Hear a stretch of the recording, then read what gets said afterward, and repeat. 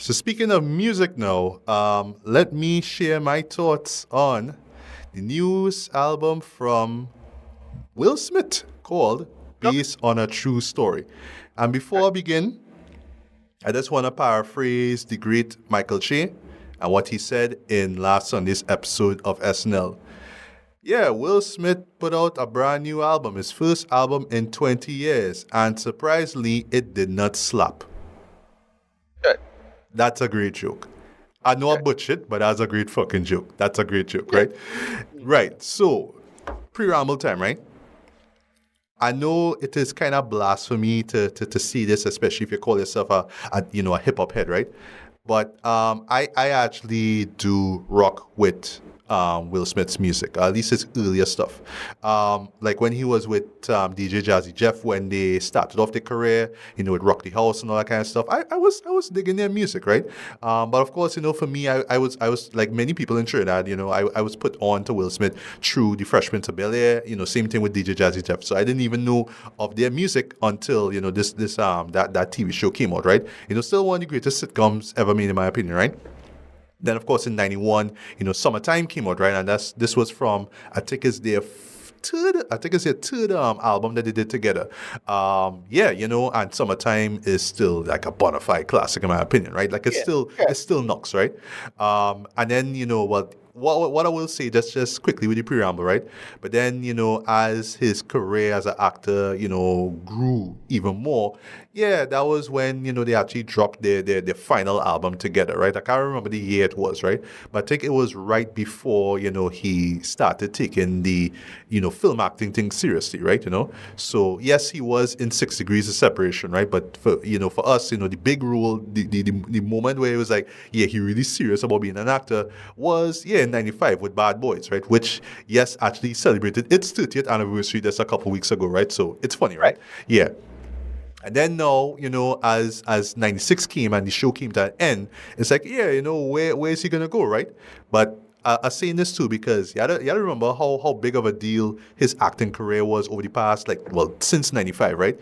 Because literally he dominated he dominated movies, right? In terms of blockbusters for 3 years in a row. Because Yeah. '95 was Bad Boys, '96 was Independence Day. I think Independence Day was the show was like, yeah, Will Smith, that guy. We got to look to that guy.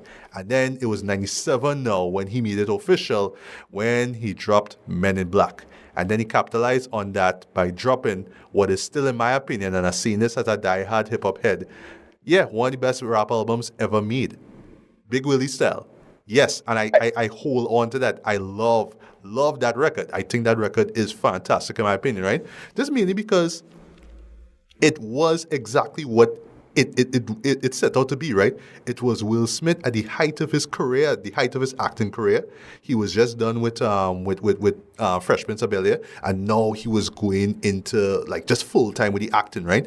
So to think, right, like, oh, you making it big in acting, you don't need to rap no more. And Will was like, yeah, I got rap, right? And he came in with his debut album at just the right time because this was the beginning of what you call the jiggy era or the shiny suit era, Right. right? Which was popularized through, Diddy and Mason, so on and so forth, right? Right. Yeah, where music videos were flashier, everybody, decked out and whatnot. When he did Production when was you stellar, what when he did Millennium when I was Oh, Millennium was back in '99. I'll get to that quickly in a bit, right? okay. But Right. yeah, so Okay. so and he capitalized on that very well because he lived it, right? So you could say, oh, it's cheesy and no, he don't cuss, and no, he not hardcore, blah blah blah. But it's like, no, he's a rich black rapper and actor who is showing you that he could still rap and he could still do the acting thing, right? That's why it made sense, right, for him to include the theme song to Men in Black, which Right. still slaps. Yeah, great song. Yeah, Still great song. slaps, Yeah. video still slaps. Yeah, at the tail end of that record, right? But yeah, other than that though, it was just him celebrating, yeah, his success. It was about that, right? And in particular, well, I'll bring this up in my review here of this album here, right? Yeah, he teamed up with the Trackmasters, right? Who were blowing up in the mid '90s, right? And yeah, they just came through with just great production, right? In particular, what I love about the production quickly is how it tapped it, how they just sample certain songs, right? So like Miami, for example, it samples, when the beat goes on, Men in Black samples Forget Me Not, Getting Jiggy With It sample, Give Me the Night from George Benson. So Right. it just pulled from these old school sources, but it just gave it this sheen, dread, this gloss, dread, and you were swept up by it. Like, I still fuck with Getting Jiggy With It. That's a Yeah. pop. That is still a bona fide pop. I love that, right? But yeah, that album was great. And yeah, to me, Will Smith was on cloud nine at that moment, right? So yeah, moving quickly now, as the decade was coming to an end, Wild Wild West happened. And then afterwards, he dropped Millennium, which I think, Wild Wild West was on that, right? And I think, well, the next album that he'll bring out, which is Born to Reign, was where he would stop including movie themes into his albums, right? Because, yeah, I mean, Millennium was decent. I didn't hate it, but I remember a lot of people, like, calling it trash when it came out back then. But I got Right. into it, like, years later. I listened to it, like, that wasn't half I like bad. the song. I like It the was song. I like the song. I like the video. yeah, well, and it was nice. I mean, yes, it is tapping into the whole Y2K craze, but Right. Yeah. it was Definitely. alright, it was alright, No, right? but the video itself was cool. It's just its different eras. That was thing that did that way before. Remember that song, Safe and Song? From who again? From what I forget artist? it. There's two. I forget the two guys. So Safe and Song. Remember that bullshit? Yeah. Yeah, Uh, I'll look it up, and, but yeah. and to me, that did that way long before that. It's like, oh, there's a real cool take on a video, dude. Like it, and it just cutting the errors and that whole thing one time. It's like, oh, that's actually clever. Dude. Yeah, Like, yeah. yeah. Right. So moving quickly, right? So now we have like Born to Reign, which came out in 2002. But yeah, the song that he used to kind of hype it up was Nod Your Heads, which Got it. was Yeah, it fell really flat. Fell lackluster flat. follow up to the Men in Black theme song. Yeah, I Yeah, mean, yeah. Pretty flat. Yeah. yeah, like if you listen to it, the man really try, he really try on that song, boy. Like especially when you hear how dramatic the strings are, but it's like, Yeah, nah, boy, nah, Yeah, nah. that didn't hit as much. Yeah. Yeah, and the album itself just didn't really work for me. It from the little I remember, it was just more about him kind of talking about, family and, his love for, Jada. He even had Jada on a song which was pretty much sampling Luther Vandross, Never Too Much, which was Right. nice. I used to see it on Rhapsody ever so often. It was nice, but Right. other than that, it was just weak. It was just a lackluster follow-up to, like, even Millennium was better than that, in my opinion, right? And then Right. last, there was Lost and Found, which came out in 2005, right? So there was no, like, movie song to sell it, even though at the time, I think in that same year, 2005 was when he dropped Hitch, which I still think is a pretty decent romantic comedy. I don't love the show, but I remember it being a big Right. deal because he was in it, and I think Eva Mendes was in it, and she was blowing up at the time too. But I thought it was nice. It's a nice, it's within that whole 2000s romantic comedy era. Right. That whole J-Lo, Right. Hugh Grant era. That's what it was. But it was nice. It was nice, but you wouldn't see me Yeah. watching that in a hurry, right? But yeah, Lost and Found was cool, but really the only song I remember from that was Switch. Like that was the club song that he had. Yeah, Like which I remember falling seriously flat. It was like, oh. yeah. But The problem- the I problem like the with- beat. I like the beat that No, I two like things. it. No, two things with Will Smith. So around this time is that Will Smith was already like gunning for the Oscar for the first time. Yes. Like he was balancing that. So like one, the images there was kind of discordant. He's still trying to be a big pop star, but he had to kind of give up one to get the other. And then Will Smith was starting to look kind of old at this point. So it was like, oh, you in a white, well, what's his wife beater vest and a cap, like. You're looking kind of off. Dude. Sorry, like it at that point, yeah, Will Smith was well into his 40s at this point, right? So that's strange. Yeah, it was, right? And lastly, before we get to your quick thoughts on just Will Smith's like discography and career, like, music wise now, before we get into this new one, right? One thing we should mention too is, yeah, just how, at the time, especially in 2000s, people were thinking that he was soft, he's popcorn, and he even brought this up in Big Willie Style, by the way, in a brilliant song, right? Right. Don't say nothing, right? But yeah, people was kind of dogging him like, oh, you don't curse, look at you, right? But in particular, two artists kind of took shots of him. The first one being Jay-Z on this Right. track, what is Change the Game, like the last set of bars he did. He say something about Will Smith. remember this. but that's one of the worst Jay-Z worst albums, in my It opinion. is, yeah, yeah. Dynasty Rock La It's like, Familia, yeah, yeah. yeah, So nah, yeah, so yeah. you know, don't like to start on it, in my opinion. Yeah, But the man, like literally last 4 bars of the album, man. You like last 8 bars. Sorry, you decide to take shots at Will Smith. Basically talk about how you better than him.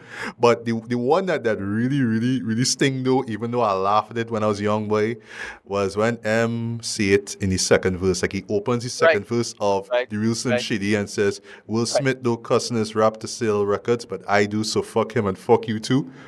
right. Boy. I laugh at the time, but it's like, I like when I hear it, boy. It's like, ooh, boy. And I can imagine people like hip hop heads going into 2000s was just watching Will Smith like, dog, what are you doing with your rapping shit? Just stick to acting, stick to acting. And I felt like maybe he just sort of realized that after, Lost and Found came out and performed the way he did and just focus Right. on acting straight through, right? But now we have this brand new album, right? Like I said, his first record in 20 years, right? And I will explain the obvious reason why this album exists, right? But yeah, Ricardo, yeah, your quick history with Will Smith and how you feel of how you feel about him as a rapper. Yeah, I mean, he's one of those guys who just operate like a kind of counterculture. I don't like to say the term industry plant, but he kind of felt like that in a sense. It's like, all right, you have a counterculture, and then we need somebody to reference a clean image, and he ended up becoming Mr. America kind of thing in the 90s, and he always kind of play with that blue black, like. But then when things was going stale for him, he ended up like leaning into the trends as well.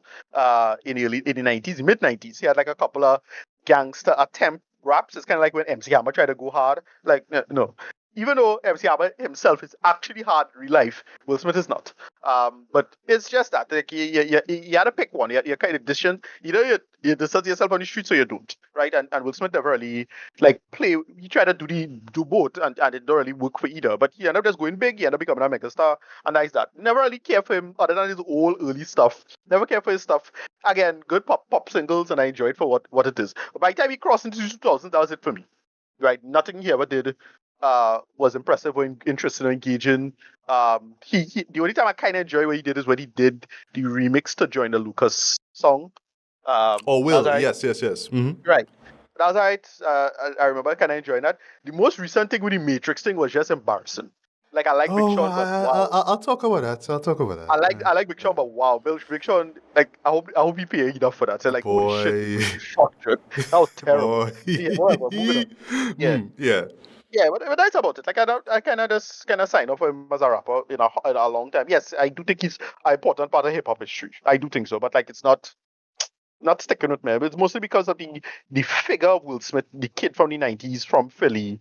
That person long gone in my opinion. And, Right? and and then also too something that he loves to bring up, first rapper to win a Grammy.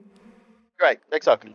Which is it's fine, I don't have a problem with that or anything like that. It's just that those days long gone, and I don't see him like that anymore. And because he never really evolved in his career, and to me, I find he really stalled out trying to get the Oscar. Like he really wanted the Oscar, and he just gets stalled out hard. Like so, it take a hot minute for him to get it, and he still should have get it for King Richard, in my opinion. But whatever. And so it's all of that, right? So he's somebody who just I kind of just get tired of, and especially in the music scene. So I don't really see anything to like care about. So that's about it. Yeah, go ahead. Yeah. So before we get to the Oscars, Ricardo, did you even like listen to the album or well you So mentioned you mentioned the track that he did with Big Sean, that's Beautiful Scars, right? right, But have you right. But seen then he any did. other or seen No, any he videos did or another. Yeah, he did another one recently. I listened to that. It sounded okay. I was like, all right. I mean, I listened to it and then I move on. Like I really was. It didn't have me. So there's only two songs I think I listened to. I didn't listen to the album. all right, so That is it Work of Art with Russ and Gene? probably. I don't know which tweet did he release. I just watched on. All right, is the one that starts with him in the museum and he's looking at this art piece and this guy comes and talk to him. Probably. Yeah, well, it's Yeah, it's maybe that probably one that. because that video came Yeah. out recently, right? Yeah. Right. So speaking of the Oscars, right? So we talked about it the day after, right? The infamous slap which took place a few years ago, right? And you Right. could tell just off the title that yes, the album is drawing from that. You could tell that it is inspired by that event, right? Mainly in terms of how Will feels about the situation and how he has moved on, right? So I would love to say that this album was worth the 20-year wait. That this was Will Smith back in pure form, and he was doing like what a lot of rappers, especially clocking 50, have done, whether it's Common or Dr. Dre. Well, sorry, was Snoop Dogg and Dr. Dre with their album last year, last year. Like it's within that vein, just saying, well, hip hop turned 50. I passed 50, so yeah, I could still rock the mic, so I gotta do that, right? Right. I wish I could say that this record was just as great as, the Auditorium Volume 1 or Missionary or Right. stuff like that, right? But unfortunately, it is not. This is kind of bad. It's kind of bad. Yeah. Yeah. But merely for two reasons. But I will get to the first one. And all right, so I'll get to I'll get to the first one time, right? So about that incident, right? About the whole slap and all that kind of stuff, right? So through the record, right? It starts off with Interior Barbershop Day, right? That's how it's titled, like literally like you're reading a friggin' script, right? And it's just Right. him and DJ Jazzy Jeff and this female rapper, right? Just basically pretending that they in this barbershop, right? Literally like you're watching the movie Barbershop, right? And they basically like saying, Will Smith is shit, and don't keep your wife's name out of his mouth and all that kind of stuff, right? No, keep your wife's name out your mouth, right? So this more or less Right. poking, Right. taking shot at him and basically kind of reflecting how everybody felt and still feel about him because he slapped, right? And then it ends with Will Smith coming in and like, oh, hey, come in, have a seat, you know what I mean? Kind of acting as if, it is, right? I pretty much tell you how it is, it's fine, right? And then from there now, it's just basically him basically saying, he's been through so much turmoil and, mental turmoil, man, and all that kind of stuff, right? And, he's back and, he wants absolution, he wants to be free and all that kind of stuff, right? And weirdly enough, he kind of finds it through God, right? Because there's Right. like these these few, I should say, skits, right? Where he's playing a reverend, right? And yes, he is doing a reverend voice, like a really cliche reverend voice, right? Basically talking about, once you trust in God, you can overcome any struggle, all that kind of stuff, right?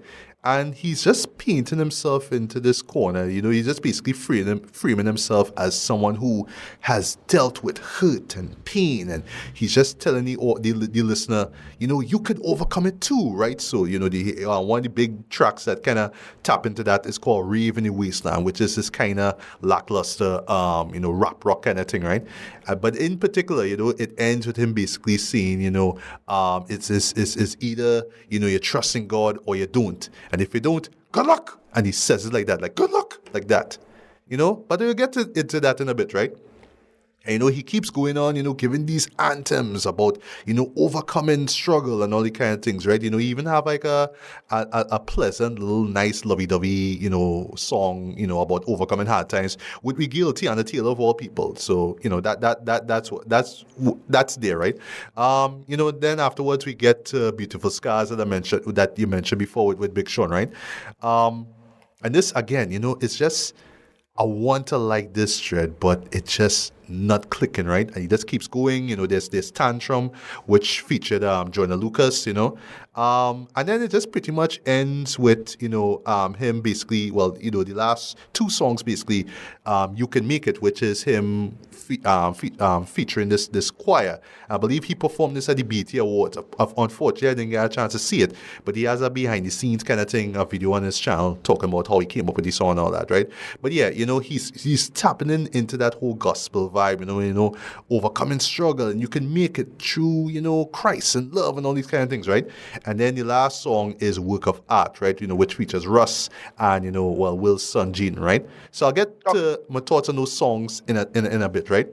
But for me, how he's framing himself, right? Again, he, just imagine for a second, Ricardo, him, Will Smith, right? One of the most successful black artists in the world, right? Basically saying, I've been through hurt and, I've overcome and I want you to overcome too, right? All that kind of stuff, all that positivity. It feels like microwaved psychology, like Psychology 101, just mantras basically that you're hearing, right? And, like for me, like I have no problem with you saying that, God is the way and, embrace God and all that kind of thing. I have no problem with that, that's not the issue, right? My issue, and I gave this album 4 listens, 4 listens. Well, we you know that's much more than I should have given it, right? In retrospect, but I got to throw a big word out there, right? The word is accountability. Right. Because throughout that album, he never makes mention of what he did on that fateful Oscar night. Right. Because I would have understood it. I would have Yeah, understood. nothing meaningful. No, because that makes your messages feel very vapid. It feels very undercooked, Right. right? Because you're telling people, I've been through turmoil. People have been fighting me down and all kind of stuff. But even that itself sounds kind of hypocritical, right? Because at least from my knowledge, right? Outside of after the slap, right? I think like about a few weeks or so, he did this video publicly in quotes, right? Apologizing, to Chris Rock over what happened, right? And then like I never heard anything about him dealing with mental trauma or nothing like that. He jumped into Emancipation, the movie, and then right after Right. that he did Bad Boys, Ride or Die, and he was doing like a whole bunch of other things, right? While he was doing the music thing, right? So I never saw through the news or anything like that, Will Smith had this mental breakdown, or, he's taking a year off, right? Or blah, blah. I never heard anything like that, right?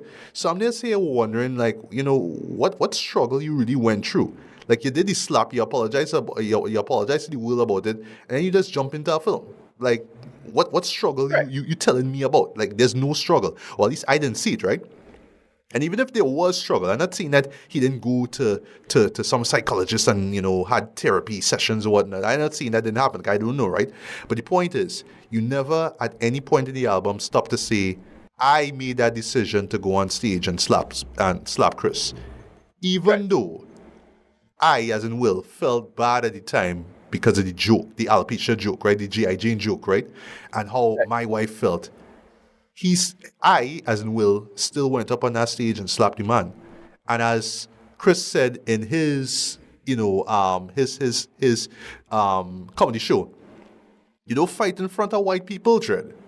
Like, think about that. Like, really think about it, right? And going back to the whole fact that he's the first rapper to win a Grammy, right? You're one of a few black men, black actors, or black rappers in particular. I think you're like the only rapper, actually, to have won an Oscar for acting. Eminem won for a song. You won for acting, right?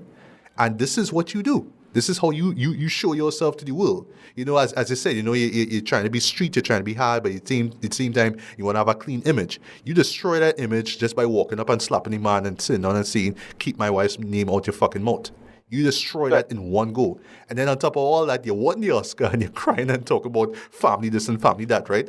So again, I'm supposed to think about that now and hear you talking about, God is the way and all that kind of stuff. It just feels very, very vapid, right? But at the very least, you could just say or make a statement saying, listen, I actually feel bad about what I did, or I still don't feel bad about what I did. I maybe feel anger about what Chris said, something like that. Now, something to some moment of vulnerability, some personal reveal, something, like you reveal something personally to us now. So at least we could relate to you in a way. We could understand exactly what the struggle is. You can't just tell me you went through struggle, because how it sounds through the record is just, people talking bad about you because you slap a man. But dog, your career still going, like people watched Emancipation, people like me and you, we went cinema to watch Bad Boys, Ride or Die, So not like your career went to the toilet because you slap a man during the Oscars, It didn't play out like that. So you actually get away much better than a lot of people would have, right? Because I remember the same night you won an Oscar, you won a Best Actor Oscar. But you're telling me through the album about struggle and overcoming that. It just falls completely flat. It doesn't feel genuine at all, right? But then you're thinking, all right, well, at least if the messaging all over the place, at least the production should be strong enough, right? And that's the second issue. It wasn't. The production was just so by the numbers, just so flat, lifeless, boring. He tried a little Afrobeat thing with the song Make It Look Easy, which when you hear that chorus and think about what it is I just said there, you just be like, why you do this song, Will? You're talking about I make this look easy. Like, through the struggle, you make this look easy, Dre. Like look at where he is in his life, Dre. Like, the shit that he does on a regular. And he make it look easy because no, I'm actually going through so much in my life, but you don't know because that's not what you put up on IG. That's not the what you put up on it on the YouTube videos. That's not what we see. But you want us to relate to you, but that's not what we see, right? But you want to tell us you make it look easy, right? Now, that's not to say that I mean they have a couple of okay tracks, despite what I'm talking about here, right? Like I actually like Work of Art, like I like Work of Art. I like the beat fit. I actually really dug Jaden's hook. I actually dug Russ's verse and whatnot. And this to me is the moment where Will actually make an attempt. At least he try it. At least he make the attempt to show himself as flawed. He's talking about I am the paint, I am the brush, I am the canvas. Kind of saying he is the good and the bad, right? He trying to say that, right? But again, messaging is all over the place now. And then it's made even worse now with the outro where he doing the whole reverend voice thing again, right? So that's as a kind of get to my point here, right? So that's kind of basically telling me now that even though you're flawed, you're deserving of love, man. So embrace that and be happy about who you are. This is what you're saying, and I'm not saying that isn't true, right? But there still has to be accountability. You still had to hold yourself accountable for the decisions that you make. Because it's not like, say, a family member die or, somebody attack you or you get in an accident or whatever. It's not like something happened to you. You did something. So now when you do something and people call you out for it now, what you say, well, I'm a flawed individual. So, love me because I love myself, flaws and all. You understand what I'm saying, Ricardo? Yeah. The messages just don't work. It's just all over the place. It just, as I get to my point, right?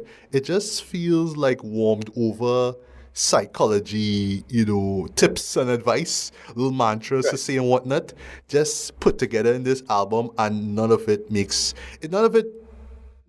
fits. It doesn't feel genuine at all, right? It just feels like just these little self-help little tips and whatnot that you read.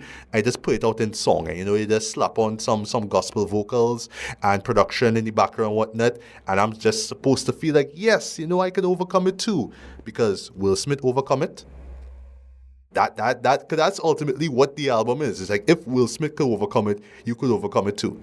The man who, right after slapping, a guy in the face, wins an Oscar, and then jumps back into his acting career as if it's nothing. You understand what I'm saying, no? Yeah.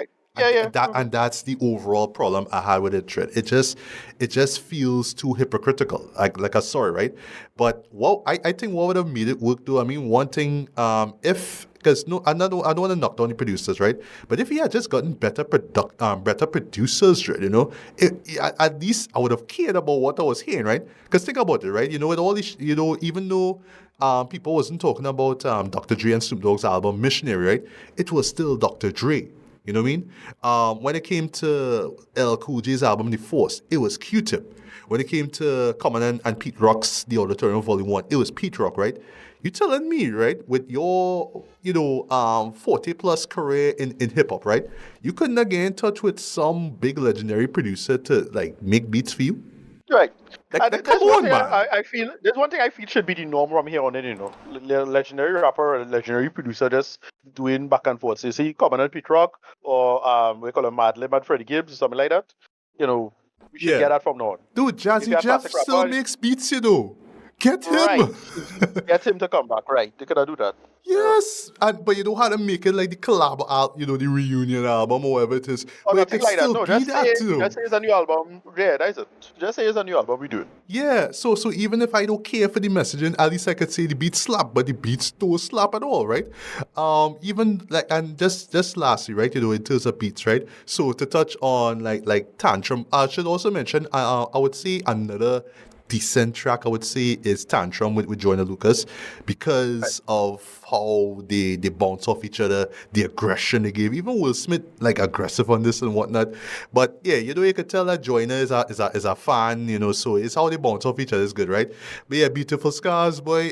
Really wanted to like this one, but again, the production wants me to care. It's just like, wow, man. I'm feeling it, I'm feeling the fight and the struggle and all that, and I could overcome it, right? But then the hook drops and it don't work.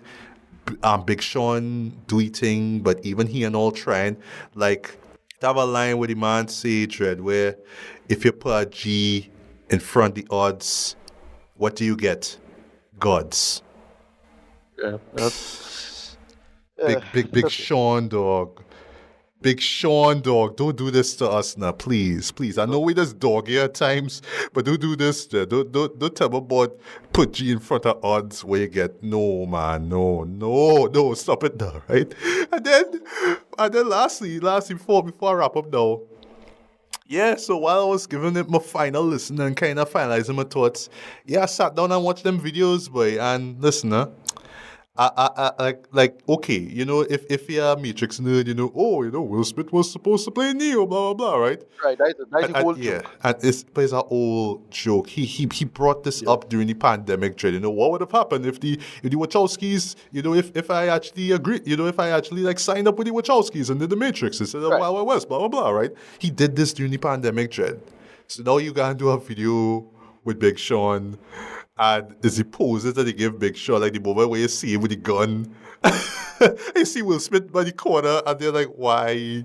The moment when they jump up with the guns in the air, like, why we doing this? And they try to do the whole 360 thing, like, why? Why we doing the bullet time? Why we doing this? Why we doing the training sequence in the dojo? Why we doing all this? Will like again, Yeah. you're straying away from the point, right? I think this overall, I think the main issue with this as well, in addition to the production and the messages just not working, is that ultimately it's still about Will Smith and look at me, I'm Will Smith, and look at what I could do, right? So even in videos like Beautiful Scars or Work of Art, there must still be moments where it's like, yeah, it's Will Smith and he's working on this song and look at him on stage performing and look at him behind the scenes and look at me playing Neo, it still must be him front and center, right? But I'm supposed to listen to you for 37 minutes and believe your struggle and say, hey, if Will Smith could overcome it, so can I. Nah, man. It doesn't work. It doesn't work. So I don't want to say that this is his worst album though, because like I have to remember Lost and Found. I have to remember Born to Reign, right?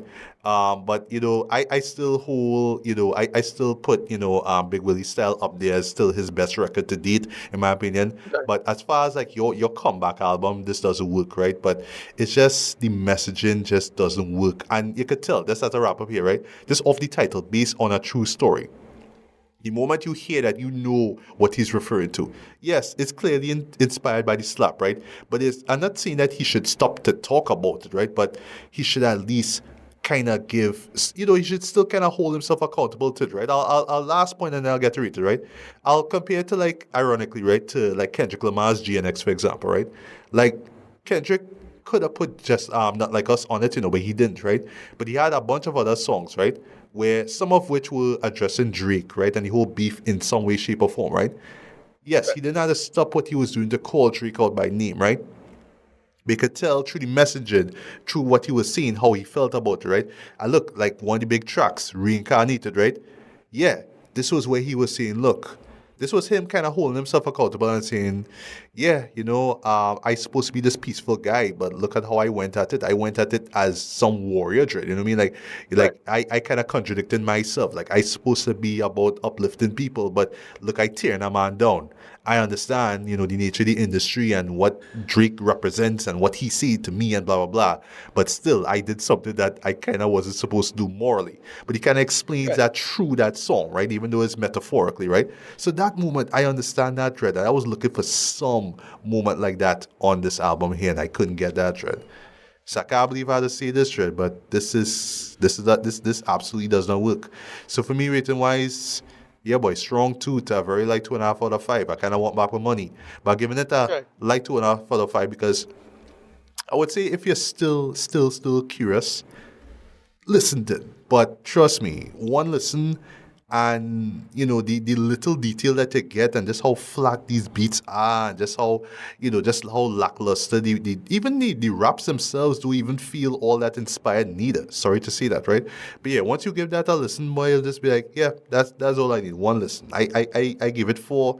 You really don't need to give it that much, right? But yeah, this was a huge letdown for me, right? But Actually, as a matter of fact, let me retract it because I can't say it was a huge letdown because like I really wasn't looking forward to this. I think he announced it like about a week or so on IG, and I just say, oh, okay, all right, not excited at all. And I knew he put out these songs before, but I didn't check them out. I was waiting for the record to come out itself, right? But I was not excited for this, and so I'm not coming at this as some big Will Smith diehard fan or whatever it is, right? But at the same time, given where he is in his life, right, the longevity he has carved, well, he have to look forward to, right? And this is his legacy as a rapper. Yeah, he could have come much better than that. Right? He could have come much better with the production choices, with the rap, with the rhymes themselves, and just even the teams themselves. Just so by the numbers, man. You know. But yeah, I think I rambled on long enough about this. But yeah, based on a true story, that's not good. Not good.